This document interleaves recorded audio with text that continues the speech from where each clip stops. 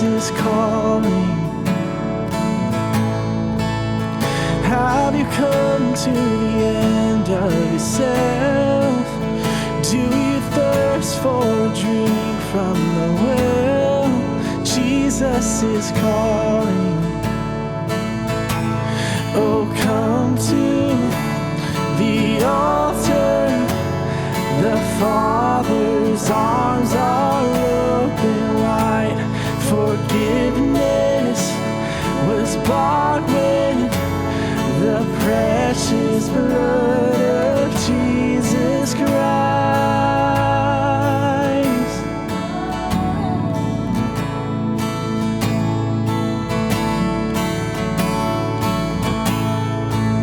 So leave behind your regrets and mistakes. Come today, there's no reason to wait. Jesus is calling. So bring your sorrows and trade them for joy. And from the ashes a new life is born. Jesus is calling, yeah. Oh, come to the altar. The Father's arms are open wide.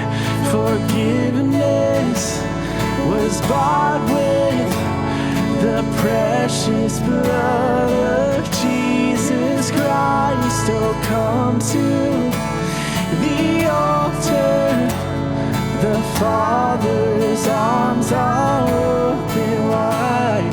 Forgiveness was bought with the precious blood of Jesus Christ. Oh, what a Savior. Sing, oh, what a Savior. Isn't He wonderful? Sing hallelujah. Christ is risen. So bow down before Him, for He is Lord of all. Sing hallelujah. Christ is risen. Oh, what a Savior. Isn't He wonderful? Sing hallelujah. Christ is risen. Bow down before Him. Oh, we bow, for He is Lord of all. Sing hallelujah. Christ is risen. Oh, we come to the altar. Oh, come to the altar. The Father's arms are open wide. Forgiveness was bought with the precious blood of Jesus Christ. So come to the altar. The Father's arms are open wide. Forgiveness was bought with the precious blood of Jesus Christ.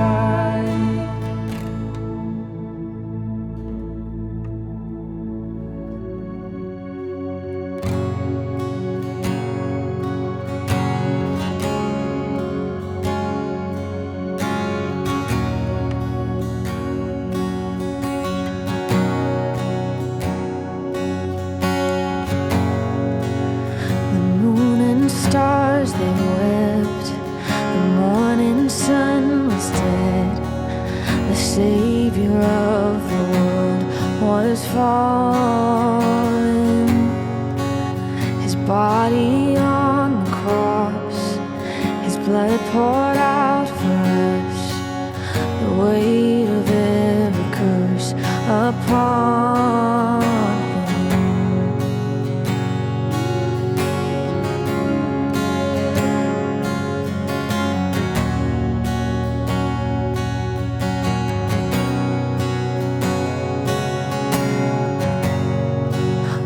final breath he gave, as heaven looked away, the Son of God was laid in darkness.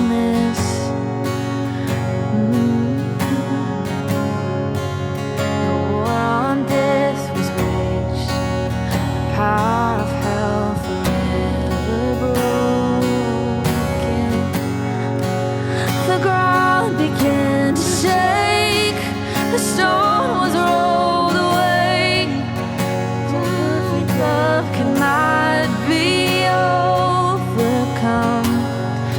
Now death, where is your sting? Our resurrected King has rendered you defeated. Forever He is glorified.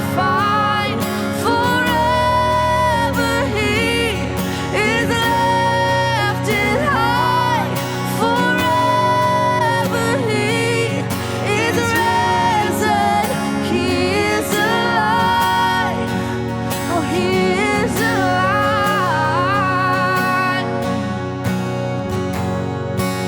The ground began to shake, the stone was rolled away. His perfect love cannot be overcome. Now death, where is your sting? Our resurrected King has rendered you defeated.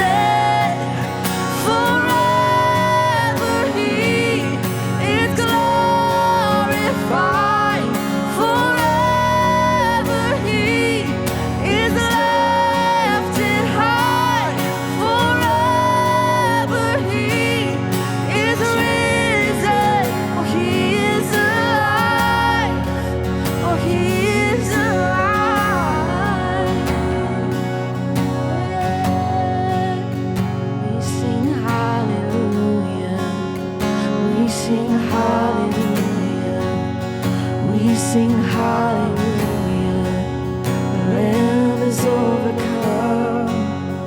We sing hallelujah. We sing hallelujah. We sing hallelujah. The Lamb is overcome. Oh, we sing hallelujah. We sing hallelujah. We sing hallelujah. The Lamb is overcome. Oh, we sing hallelujah. We sing hallelujah. We sing hallelujah. The Lamb is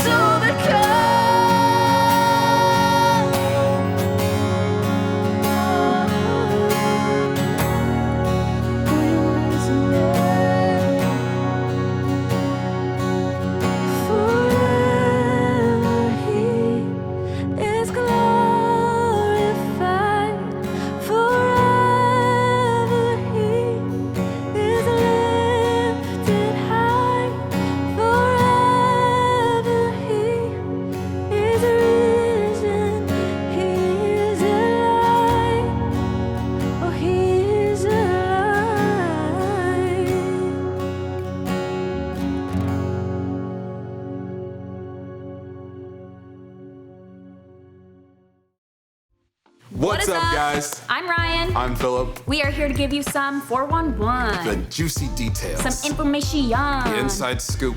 Boo. If you have not got connected with us, you can slide right on into our DMs and let us know if you want to get connected to a small group, a house party, like talk about Sunday night socials, anything you want. Or you can text 1825 connect to 56316. ooh. Yeah. Yes. That was good. That was good. We did that.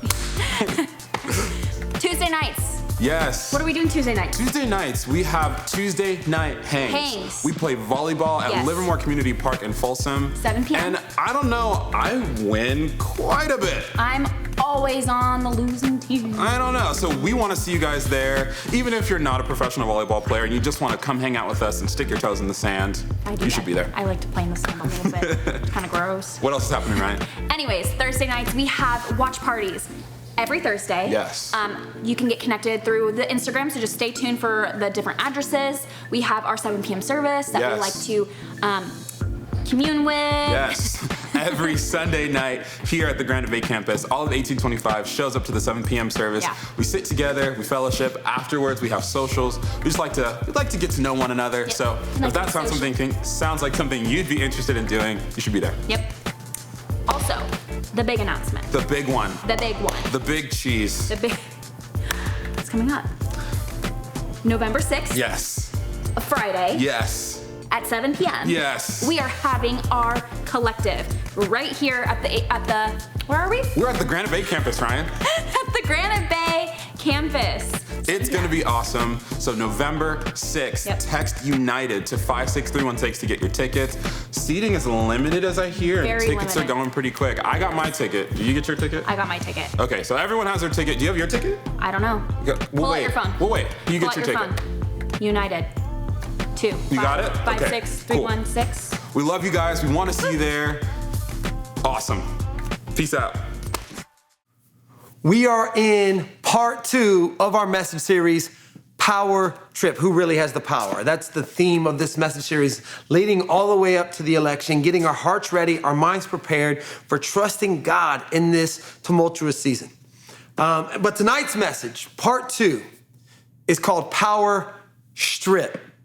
Who's got the plug? You got the plug? Who's got the hookup? Who's got the connection? Who's able to get me resources that I would have normally had to pay extraordinary amounts to even obtain, or I might not have been able to get that connection whatsoever if it were not for someone that had the plug? If it wasn't for someone that had the hookup. You see, I believe church is meant to be lived in community. I believe the church was meant to be living in fellowship. That's how God ordained it. That's how God orchestrated it. And it reminds me of this concept of a power strip, that there's this unified power surging through the community that is accessible at different facets, different times.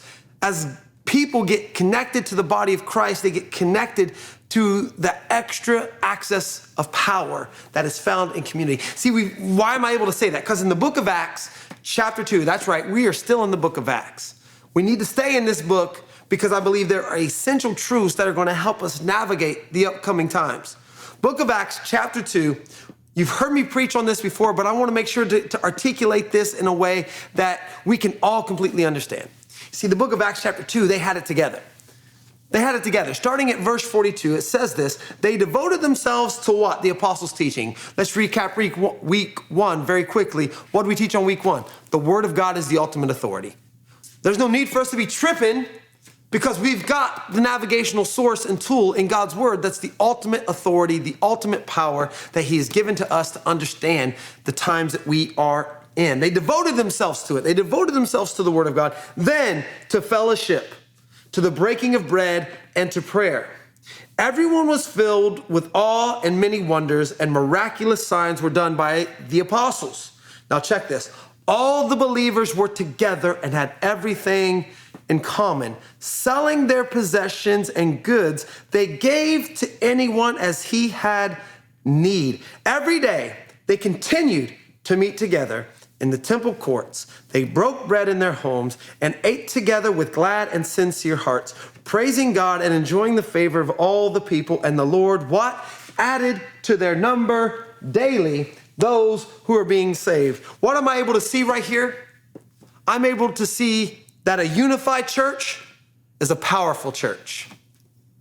And I'm also able to see the other side. A disunified church is a powerless church. And so it made me want to think of this concept of a power strip, right? We're plugged in to the source, to the power, and then we find ourselves in community, in proximity to one another, having access to that power. And Here's what you've got to understand. You might even be in a community right now, but what is that community connected to? What is that community plugged into?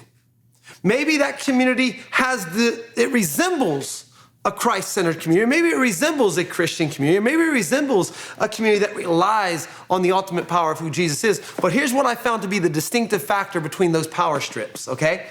See, because not all power strips are created equal. Some of them have some distinctive capabilities. And this one that I have in my hand, it actually has a thing called a surge protector in it, right? This power strip has a surge protector in it. What is a surge protector?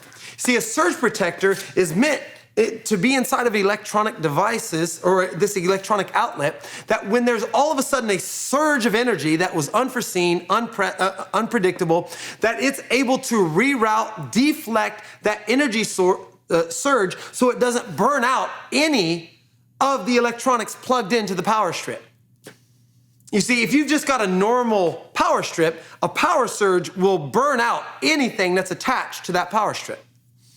But if you've got a power strip that has a surge protector, it reroutes, it deflects. So here's where I'm going with this. If you're a part of a community that doesn't have a surge protector, that's more than likely a community that does not have Christ at the center of it. Why? How am I able to say that? Because you see, in life, you experience surges of circumstances. You experience the power surge of circumstances and emotions, disappointments and letdowns. And you see what the surge protector does, it's able to deflect that. That's what Jesus was meant to be at the forefront of your community. That if in your community you find that there's more chaos than there is peace, you might not be in the right community. If you find in your community there's more gossip than reconciliation, that's probably because there's not a surge protector at the forefront of your community. You see, because Jesus even said, in this world, you're going to have surge issues. There's going to be an onslaught. There's going to be oppression. There's going to be difficulty. There's going to be frustration. There's going to be letdowns. There's going to be disappointments. There's going to be heartache, heartbreak, and heartburn, and just depending on how hot that salsa was that you just had with that taco. But either way, there's going to be things that happen in your life. He says, but take heart. Find peace. Be courageous in me.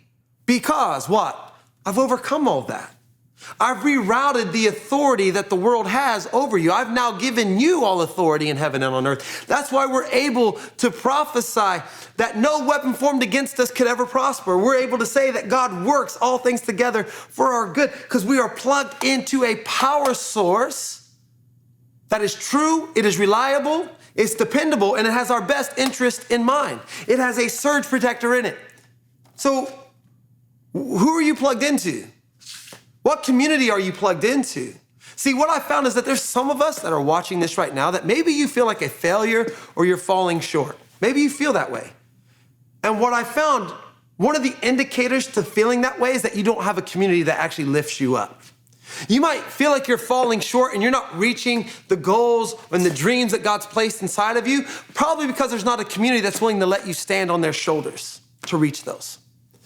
And that's what a power strip is for. It's meant to be, to give you the ability to have access to something where typically you would fall short. Why is there an extension on this power strip? Because sometimes your resources aren't enough to reach and it has to reach to you. That's why in this season, it is essential, it is crucial for you to get into a God-centered community. It's pivotal. But some of us, maybe you're just not willing to admit that you need help. Maybe you're just not willing to take that next step, but I want to encourage you right now, that pride is hindering you from your purpose, from actually experiencing a community that wants to lift you up and encourage you. If you're not currently integrated into a small group that is seeking the face of God, you are missing out on the fullness of life that God intended for the church. They devoted themselves to the apostles' teaching. And what's the very next thing from devoting themselves to the apostles' teaching? Fellowship. And then it goes on to the breaking of bread into one another's houses. And then it says prayer. That's crazy. I'm not saying that they put that in some sort of chronological order or priority, but it's unique that the very next thing that they would say after the apostles' teaching is fellowship. Maybe we need to pay attention to that. So the question is, what are you plugged into? What are you allowing to feed your soul? Because here's the reality. I know a lot of you use social media as your excuse to not be social, to not be socially connected. And what I found is that when you're able to get plugged in, the things in your life now get infused with a higher power that you yourself could never do alone on your own. Do not get me wrong. We know that Jesus is the ultimate authority and ultimate power. We must stay connected to him. But he intentionally built the church that we would be codependent in the church to be able to lift one another up, to build one another up, to encourage one another, that we are a body of Christ. So what are you plugged into? What are you plugged into? But I hear this a lot. I feel like I just don't fit in. I feel like I just don't belong. Don't get me wrong. I completely understand that there are groups that are insulated and isolated and they're not very inclusive, and that's wrong. And I apologize if you've experienced that. That's not our heart here at 1825. And if there are communities like that you've experienced, I tell you this right now, as the pastor of 1825, we're going to fix it. We're going to get better. We're going to make these groups the most inclusive, most loving, most compassionate, to where everyone is known, valued, and connected to the power source, known as the fellowship of the body of Christ. But I hear it all the time. I don't feel like I fit in. I feel like I don't belong sometimes, and this and this and that. And what I typically hear is the plug is blaming the outlet. That they're saying, I just don't feel like I belong. I don't feel like I fit in. But here's what I've typically found with the people that have made those excuses and they've tried to make that justification, is that there are things in their life that are not in order, that they're not straight. They don't have their character in alignment with God's principles. They don't have their personal life in alignment. And so therefore, when they come into the climate of a community that has God at the center of it and everything is in alignment, they try to plug into the community. And they're trying and they're attempting, but it feels as if there's never going to be the ability to tap into that power. Why is that? Is it because the outlet is dysfunctional, or because you're being disobedient? Is it because this doesn't have the ability to be a resource of hope, of encouragement to you, that this small group of friends that believe the best in you, is it because they're falling short, or because you're failing to see the compromise in your life? I don't feel like I belong. You know what I found, and especially in this particular season, people pre-election, they found themselves in perfect alignment and agreement with the community. But then all of a sudden there was a split in the candidates, and then all of a sudden we prioritized our political agenda over the kingdom's agenda, and then we find ourselves not being compatible with our group because we align more with a party or affiliation, red or blue, than we do with the kingdom of God. And then we blame the church for not making space for the fact that you've got dysfunction in your priorities. Bayside 1825.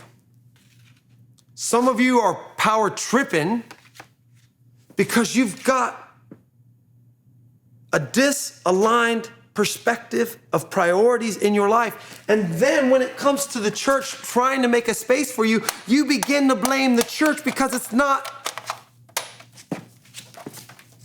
catering to your preferences. We can't blame the strip for not fixing us. We cannot blame the power strip for adjusting our character all of the time. The strip doesn't have the ability to do that. It doesn't have the ability to change you from the inside out. There's only one thing that has the ability to do that, and that is the hand of God. Are you submitting to the hand of God in your life? To the ultimate power? Are you doing what the apostles in the previous church did, where they devoted themselves to the apostles' teaching? Are you devoting yourself to the truth? And are you allowing that truth to bring correction to the areas of selfishness in your life, to the areas of self-preservation, to the areas where you would rather see people meet your wants than you wanting to meet people's needs. The book of Acts is so clear that the prerequisite to unity is alignment and giving our complete and total trust and submission to the Word of God. And then through that, it brings it all into alignment. How are we able to be like-minded and have all things in common? If we unify underneath the Word of God. And then when we actually come into community, we're now unified because we've submitted to the lordship of that Word and we've submitted to the Holy Spirit. We're plugged in, and then we're able to see what happens when we're plugged into that community. Selling their possessions and good, they gave to anyone as they had need. They were able to distribute resources and power to people that were lacking. Why? How were they able to do that? Because they all came into alignment with God's Word, got connected in community, and they were all willing to sacrifice for one another and distribute so that no one was lacking. Who's got the plug? You got the plug? Are you plugged in? Because when I read in Scripture, the previous church had this down. There was only one supreme power in their life. That was the Word of God. That was the example that Jesus left, the precedent that Jesus gave, that the apostles emulated and passed down to the beginning of the church, that they begin to experience the fullness and the power of God. In this season, it's politically charged. In this season, social media has been chaotic, toxic, and poisonous to people's souls and to the truth that God is wanting to communicate. Are you plugged in to a God-centered community? Are you plugged in to a group that believes the best for you? That there are better days ahead for you? Are you connected to a group that they are not hindered and distracted by the momentary setbacks of this world? They are more fixated on the eternal promises of God. Are you in a group like that? Maybe if you're not and you want that group, maybe you should start leading a group and offering that to people. Maybe you should start to make your home, your apartment, a power strip where people can come and get connected to the heart and the power of God. Maybe you're this. Maybe your priorities are out of alignment and you need to bring them into alignment with God's Word so that you can get plugged into a community that believes that Jesus is the way, He is the truth, and He is the life. Bayside 1825, we've got to be a community of power strips where people are able to get connected and we are guarded by a surge protector. So when life throws an onslaught of emotions because of circumstances that are not going the way that we want, relationship status is depleting and our finances are eroding, we can be a community that distributes needs to everyone that has them. We're able to distribute to everyone that needs help. We're able to meet those needs. 1825, wherever you're watching this from, get plugged in. Get connected. It is going to be crucial to navigating the future of where we are going, what we are heading towards. Get connected to a power strip. Get connected to a group. And I will see you next week with part 3 of our message series, Power Trip.